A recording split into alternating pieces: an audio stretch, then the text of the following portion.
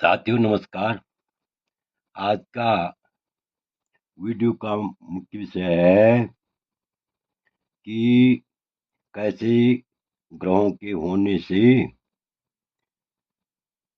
व्यक्ति विकलांग होता है, अर्थात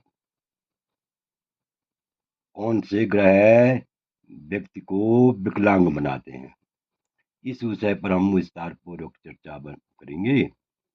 इससे पहले मेरा आप लोगों से अनुरोध है कि आपने अभी तक मेरा चैनल यदि सब्सक्राइब नहीं किया तो अवश्य सब्सक्राइब करने का कष्ट करें, वीडियो को लाइक करें, शेयर करें।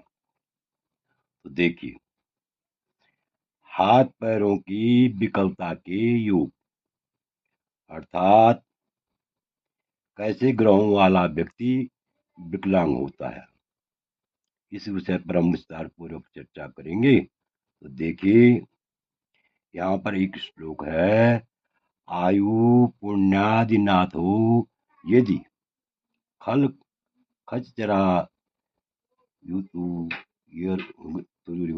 पाप युक्तो आयु पुण्यादिनाथो यदि खल खचरा तु गो पाप युक्तो जंगा वैव कल्याण स्यात् कुछ शनि सहिते सरिके सूर्य द्विशस्ते तद्वेव शनि रिपु गृहपो रिप्यातो खलश्चित् दृष्टो तद तदानीम रविबुधु रविजा वैरिरंध्रालयस्तात्।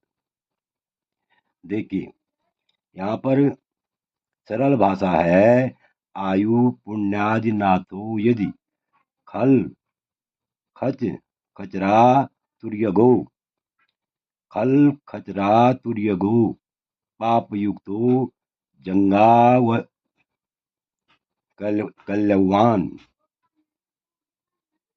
स्यात्, अर्थात अब ध्यान से देखिए, यदि अष्टमेश या नवमेश, अष्टमेश या नवमेश से दसम स्थान में क्रूर ग्रह हो, अष्टमेश या नवमेश से दसम स्थान में क्रूर ग्रह हो, अर्थात क्रूर ग्रह से चतुर्थ में, क्रूर ग्रह से चतुर्थ में और अष्टम नवमेश पढ़ते हो तो मनुष्य की जंघाएं क्या होती हैं? विकल होती हैं, अर्थात ऐसा मनुष्य विकलांग होता है। आगे देखिए, यदि मंगल कुज शनि सहिते सरिके सूर्य, यदि मंगल व शनि, कुछ कहते हैं मंगल के लिए, और शनि सहिते शनि के साथ, अर्थात यदि मंगल व शनि राहु से युक्त हों, किससे युक्त हों? सरिके सूर्य राहु से युक्त हों, और सूर्य सूर्य सूर्य षष्ठ स्थान में हो, सूर्य कहाँ हो? षष्ठ स्थान में हो, तो भी ऐसा व्यक्ति पैरों से विकल होता है। पैरों से क्या होता है? विकलांग होता है। आगे देखिए, द्विषस्ति तदेवं शनि रिपुगृहपो रिप्यातो खलश्चित्, यदि शनि और रिपुगृहपो, शनि क्या हो? शनि और रिपुगृहपो यानी शत्रु ग्रह का स्वामी, अर्थात षष्ठेश, दोनों कहाँ हो? यानी रिप्यातो द्वादश स्थान में हो, कहाँ हो? द्वादश स्थान में हो, तो भी मनुष्य क्या होता है? पैरों से विकल होता है, पैरों से क्या होता है, विकलांग होता है। हाथ या पैरों से विकलांग होता है। अब आगे देखिए, दृष्टतो तद्व तदानीम रवि बुध रविजा बैरी रंध्रालयस्तात्। यदि सूर्य और शनि, सूर्य शनि और चंद्रमा षष्ठ अष्टम भाव में हूं, ये तीनों कौन कौन, सूर्य शनि और चंद्रमा छठवें भाव में हूं, षष्ठ भाव में स्थित हूं या अष्टम भाव में स्थित हूं। यदि सूर्य और शनि रवि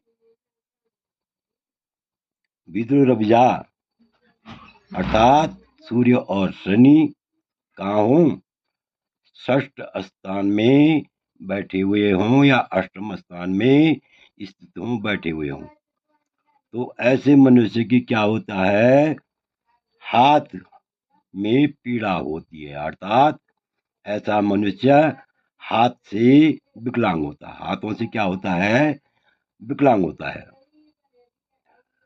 तो ध्यान से देखिए यहाँ पर, अब भावार्थ समझिए। यदि षष्ठी, जिस जातक की जन्म कुंडली में यदि षष्ठी अष्टमेश व नवमेश गांव से, अष्टमेश व नवमेश से दसम स्थान में हूं, कैसे ग्रह हूं, क्रूर ग्रह हूं।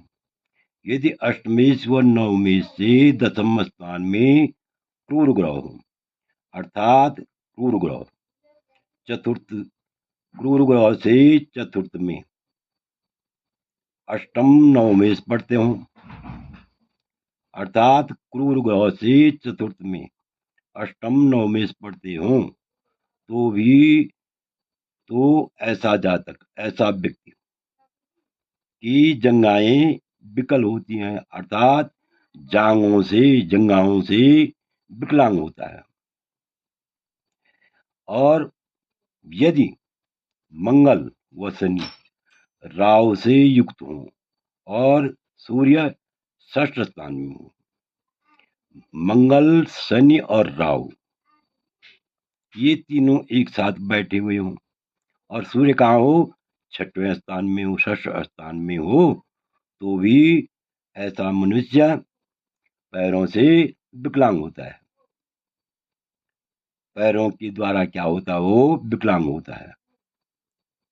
अर्थात उसके पैरों में, पैर क्या होते हैं, विकलांग होते हैं, पैरों से विकल होता है। ऐसा मनुष्य पैरों के द्वारा विकलांग होता है। और यदि शनि और षष्ठी दोनों कहाँ हों, द्वादश स्थान में हों और क्रूर ग्रह उन्हें देखते हों, तो भी पैरों में विकलांगता होती है।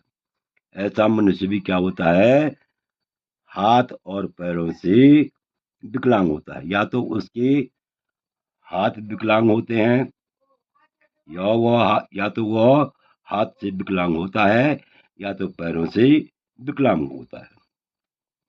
यदि सूर्य और शनि और चंद्रमा कहाँ बैठे हुए हों, षष्ठ भाव में बैठे हुए, ये तीनों इकट्ठे नहीं होने चाहिए, षष्ठ भाव में इकट्ठे नहीं होने चाहिए। या अष्टम में भी ये तीनों सूर्य शनि और चंद्रमा इकट्ठे बैठे नहीं होने चाहिए। यदि यदि यदि ये तीनों सूर्य शनि और चंद्रमा ये तीनों छठवें भाव में बैठे हुए हों या आठवें भाव में बैठे हुए हों, तो ऐसा मनुष्य का क्या होता है, ऐसा मनुष्य हाथों से विकलांग होता है। हाथों से क्या होता है, हाथों में पीड़ा होती है, अर्थात हाथों से विकलांग होता है। तो इस प्रकार से मैंने जो है भावार्थ सहित आपको बताया है। तो आशा है कि आप भली भांति समझ गए होंगे। मेरी पूर्णतया कोशिश रहती है कि आप भली भांति समझें, तो आशा है कि आप भली भांति समझ गए होंगे। तो मेरा आप लोगों से अनुरोध है कि आपको यह वीडियो अच्छा लगे तो मेरे चैनल को अवश्य सब्सक्राइब करें लाइक करें, शेयर करें। वीडियो देखने के लिए बहुत बहुत धन्यवाद।